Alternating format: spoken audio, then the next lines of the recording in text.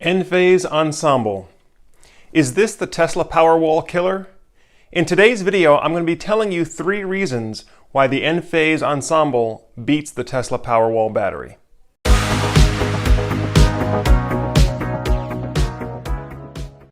Hi everyone, Joe Ordia here for Solar Surge, and for the past 8 years I've been helping families get their home set up to survive a loss of the electric grid. And usually we're doing that using renewable energy, solar power, plus battery backup, and sometimes generator backup as well. Now in today's video, this is going to be a follow-up to one of our most popular comparison videos we did 2 months ago called Encharge Battery versus Tesla Powerwall. And today I'm coming back to you with what I believe are 3 reasons why the Enphase battery is actually far superior to the Tesla Powerwall. First, let's give you a little bit about history of the 2 companies. Enphase has been the market leader in microinverter technology for the past 10 years and beyond. The goal has always been to provide the most reliable, best performing residential solar power systems. Tesla, on the other hand, had the goal of making the lowest cost solar available to the most people possible. So Tesla's was never about performance, but more about lowering cost. And sometimes lowering that cost came at the expense of quality. Now, today's video, I'm going to be breaking down 3 reasons why the Encharge battery from Enphase is superior. And the first is the off-grid performance.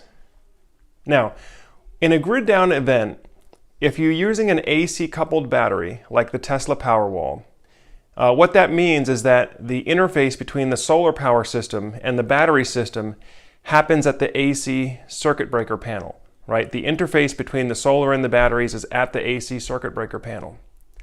That helps in terms of ease of wiring and ease of installation, but where it really is a drawback is in the battery's ability to control the solar panels. You see, in a grid-down mode, when you're using an AC-coupled battery, the battery has no ability to throttle the solar power output. It's either all or nothing. So if the solar panels are in full sunlight and the house has been fully powered and the battery is fully charged, if there's nowhere else for that extra solar power to go, the battery just has to shut it all down. And there's a minimum 5-minute timeout where it basically will just count down a 300-second timer and then try to turn back on again. But if you're still in full sunlight, that battery charges back up again full, then the battery has to shut all the solar panels down for another 5 minutes. Okay, so here's the problem with this. You could be throwing half of your solar energy away on a bright sunny day, right? There's no way for the Powerwall in this case to regulate solar output, so it has to just turn it off completely. The other problem is that creates a lot of microcycles on your battery. You know, you're charging your battery up full, then you're shutting panels off for 5 minutes, so you're draining the battery for 5 minutes, then charging it back, draining it for 5 minutes, charging it back, and that can really shorten the life of your battery. Now, what you have with the Enphase product, on the other hand, is the ability for the Enphase battery to precisely control the solar output from the Enphase microinverters on the roof. The battery itself uses a proprietary communication protocol where it can actually turn on or off individual solar panels so that it can directly balance the solar output and the needs of the house and the battery. It never has to shut the entire system off, so you're not going to have potential great energy harvest loss like you would with a purely AC-coupled Powerwall system.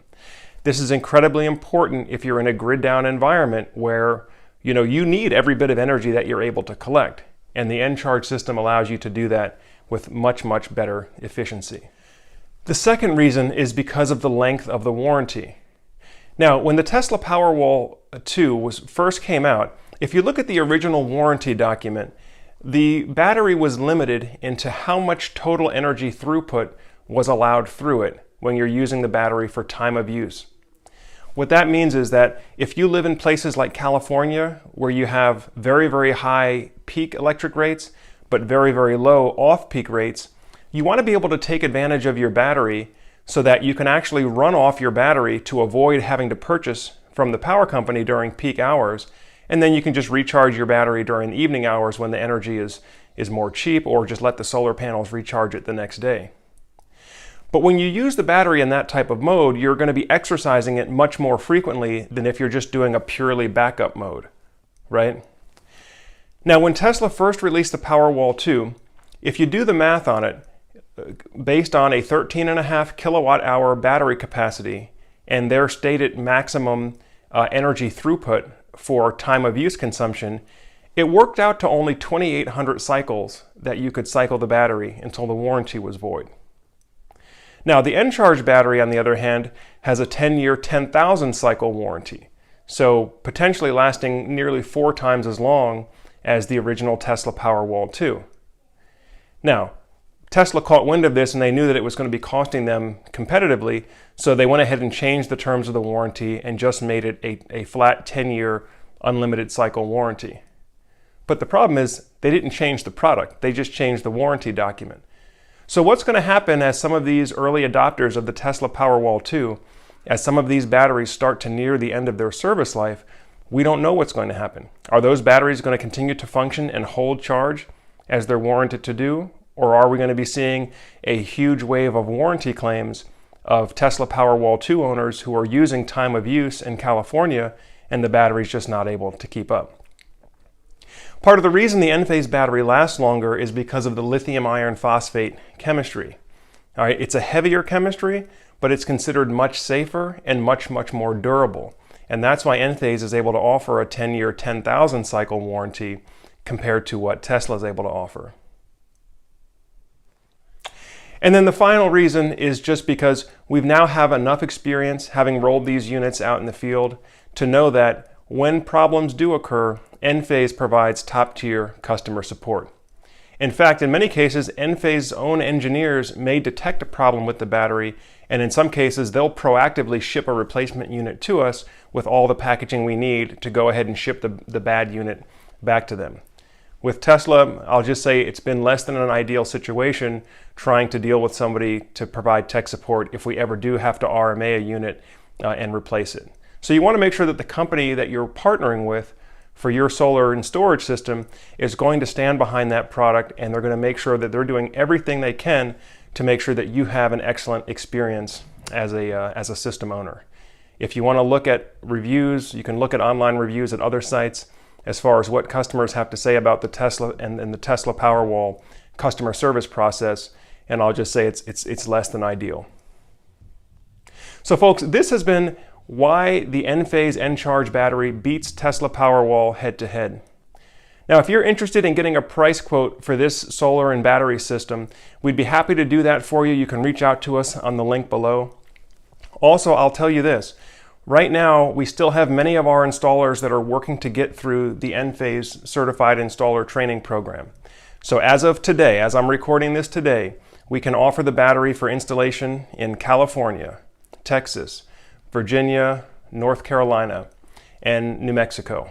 However, we do have many of our other installation partners working to get through the program. So if you believe that this is the right solution for you, you can go ahead and get started with solar now using the Enphase microinverters. And then once we have installers through the battery training, we'll be able to get them to come back out, and we'll give you priority if you already are an existing solar with Enphase microinverter customer. We'll give you priority when it comes time when we can actually offer the battery upgrade as well.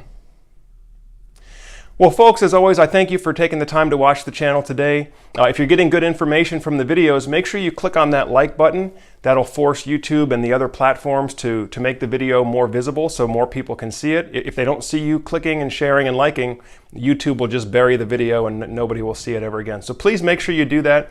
And also make sure you subscribe if you haven't done so already. That way you won't miss any of the new videos that we're putting out. Right now we're trying to put out 3 or 4 new videos every week. Well, as always, I'm Joe Ordia, encouraging you to get prepared and be empowered. Thanks for watching, and we'll see you again soon.